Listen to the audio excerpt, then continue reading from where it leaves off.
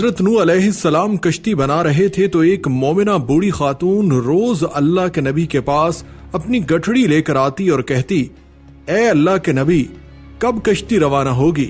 حضرت نوح علیہ السلام فرماتے، ابھی دیر ہے۔ وہ عورت شام تک بیٹھی رہتی اور پھر اٹھ کر گھر چلی جاتی اور اگلے دن پھر آ جاتی۔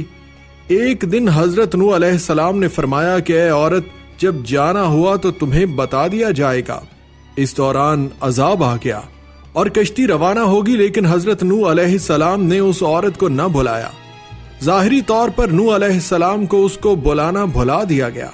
طوفان نے پوری دنیا میں ہر طرف تباہی مچا دی اور جو بھی اس کشتی میں موجود تھا بس وہی زندہ رہا۔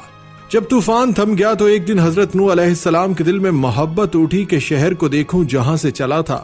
وہاں آئے اور قریب جا کر دیکھا تو ایک جھونپڑی میں دیا جل رہا تھا۔ حضرت نوح علیہ السلام یہ دیکھ کر چونک گئے کہ روئے زمین پر کوئی ایسا گھر بھی ہے کہ اتنے عظیم طوفان کے بعد بھی جس میں چراغ جل رہا ہے۔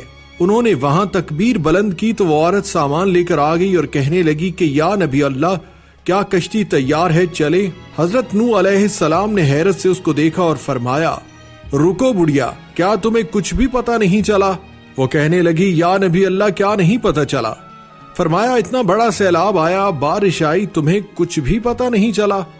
بڑھیا کہنے لگی، یا نبی اللہ، بس ایک دن بادل گرجے تھے اور کچھ ہلکی سی فوار پڑی تھی۔ حضرت نوح علیہ السلام حیران ہو کر آسمان کی طرف دیکھنے لگے اور کہا، میرے اللہ، یہ کیا ماجرا ہے؟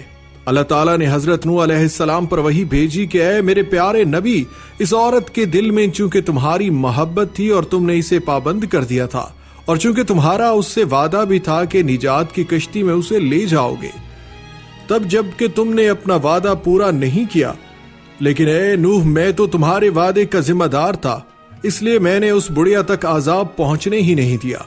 حضرت نوح علیہ السلام کی عمر تقریباً 950 سال تھی۔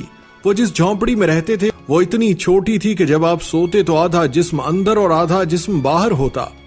جب حضرت اسرائیل علیہ السلام روح قبض کرنے آئے تو پوچھا، آپ نے اتنے سال اس جھونپڑی میں گزار دیے، آپ چاہتے تو اچھا گھر بنا سکتے تھے۔ حضرت نوح علیہ السلام نے جواب دیا، میں نے تمہارے انتظار میں اتنا عرصہ گزار دیا۔ ملک الموت نے کہا، ایک وقت ایسا بھی آئے گا جب لوگوں کی عمریں 100 سال سے بھی کم ہوں گی اور وہ بڑے بڑے محل بنائیں گے۔ اس پر حضرت نوح علیہ السلام نے فرمایا، اتنی مختصر زندگی، اگر میں اس زمانے میں ہوتا تو اپنا سر سجدے سے ہی نہ اٹھاتا۔ حضرت ابن عباس رضی اللہ عنہ سے مروی ہے کہ اس کشتی کی لمبائی 1200 گز اور چوڑائی 600 گز تھی۔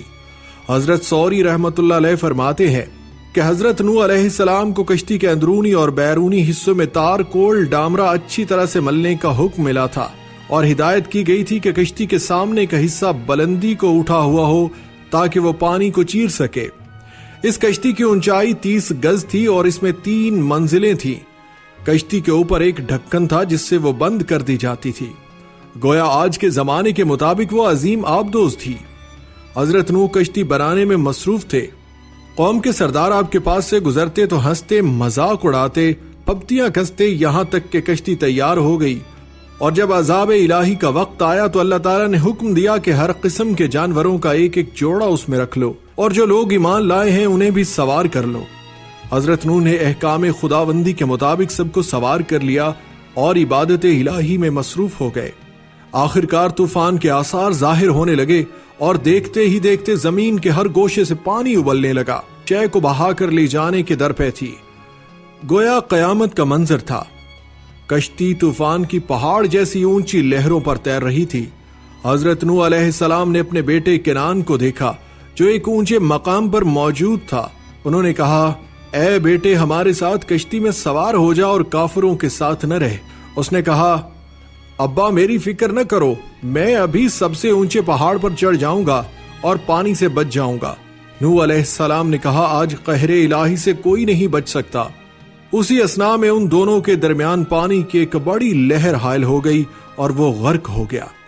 حضرت نوح علیہ السلام نے اپنے رب سے اپنے بیٹی کی مغفرت اور نجات کے لیے عرض کی، اے پروردگار، تو نے میرے گھر والوں کی بخشش کا وعدہ فرمایا ہے تو یہ بیٹا بھی گھر والوں میں سے ہے۔ اللہ تعالیٰ نے فرمایا، اے نوح علیہ السلام، وہ تیرے اہل میں سے نہیں ہے کیونکہ اس کے اعمال اچھے نہیں ہیں۔ طوفان نوح میں پانی کی لہریں اس قدر بلند تھی کہ انہوں نے روئے زمین کے تمام پہاڑوں کو بھی چھپا لیا تھا۔ زمین پر کوئی بھی چیز زندہ سلامت نہ تھی، سب کچھ نیست و نابود ہو چکا تھا۔ حضرت نوح علیہ السلام کی پہاڑ نما کشتی تھی جو اللہ کی مدد سے پانی کی بلند و بالا بپھری خوفناک موجوں میں تیرتی پھر رہی تھی۔ حضرت ابن عباس رضی اللہ عنہ سے روایت ہے کہ کشتی میں 80 اشخاص تھے اور ہر ایک کے ساتھ ان کا کنبہ بھی تھا، اور یہ لوگ کشتی میں تقریباً 150 دن رہے، اور اللہ تعالیٰ نے کشتی کا رخ مکہ مکرمہ کی طرف پھیر دیا تھا۔ کشتی 40 دن بیت اللہ کے گرد چکر لگاتی رہی، اس کے بعد اس کا رخ جبل جودی کی طرف پھیر دیا گیا، جہاں وہ ٹھہر گئی۔ پھر حضرت نوح علیہ السلام نے اہل زمین کی خبر لینے کے لیے ایک کوے کو بھیجا۔ کوے نے زمین پر مردار دیکھے تو ان پر جھپٹ پڑا اور تاخیر کی، جس کی وجہ سے کبوتر کو بھیجا۔ کبوتر ایک زیتون کے پتے کو لے کر آیا اور اس کے پاؤں کیچڑ میں لتھڑے ہوئے تھے، جن کو دیکھ کر حضرت نوح نے اندازہ لگایا کہ زمین خشک ہو چکی ہے۔ حضرت نوح علیہ السلام جودی پہاڑ سے زمین پر اتر آئے اور ایک بستی تعمیر کی جس کا نام سمانین رکھا، یعنی 80 آدمیوں کی بستی۔ اسی دوران ایک مرتبہ صبح کو اٹھے تو ہر آدمی کی زبان بدل چکی تھی، یعنی 80 زبانیں ہو چکی تھیں۔ لوگ ایک دوسرے کی زبان نہیں سمجھ پا رہے تھے، تو حضرت نوح علیہ السلام ہر ایک کی ترجمانی فرماتے تھے۔ حضرت قتادہ رضی اللہ عنہ فرماتے ہیں کہ قوم نوح علیہ السلام کے یہ افراد محرم الحرام کی 10ویں تاریخ کو کشتی سے باہر آئے۔ چنانچہ حضرت نوح نے ایک نئی بستی بسا کر دنیا کے کاروبار کو از سر نو جاری و ساری کیا، اس لیے آپ کو آدم ثانی بھی کہا جاتا ہے۔ دعا ہے کہ اللہ تعالی ہمیں نیک زندگی گزارنے کی توفیق عطا فرمائے۔ السلام علیکم ورحمۃ اللہ وبرکاتہ۔